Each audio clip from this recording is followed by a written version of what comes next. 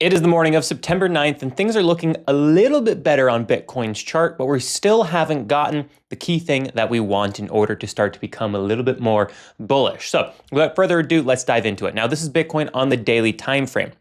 Right now, we are trying to hold above the 21-day exponential moving average after having a bounce upwards from this line of support, our 12-day exponential moving average. Now, the big thing we are waiting for is we really want to see Bitcoin erase this nasty candle, this nasty wick to the downside. That is also a double top with these wicks here where we had all of these short signals. This in combination with this is a very bearish sign for Bitcoin moving forward.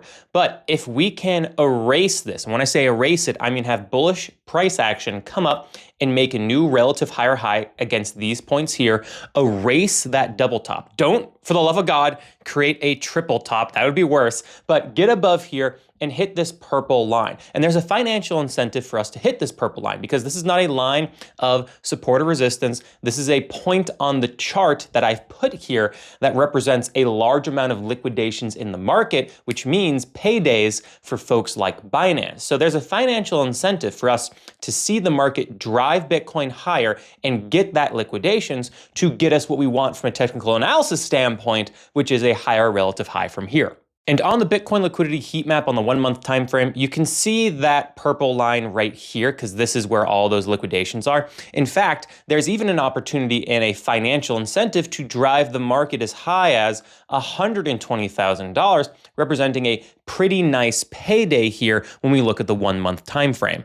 However, if we zoom out from that and take a look at the 3 month time frame, we can see the biggest singular payday is actually lower down. But all of these liquidations represent about a 75% bigger payday than this single liquidation point here. However, if you combine this with a move all the way down to roughly $105,000 or $104,000, this is actually a little bit bigger than all of the liquidation zones up here, which is why we've seen Bitcoin just grinding sideways for a while and consolidating because the market doesn't know which direction it really wants to go yet because there are financial incentives on both sides. So if the market decides to go up, we clear these financial incentives here, clear these liquidations, hit this top line of resistance on this channel that we've been in at roughly $115,000. If we can turn that into support, a move to $120,000 is damn near guaranteed. But if this ends up holding as resistance, the market's probably rolling over and heading to the 200-day exponential moving average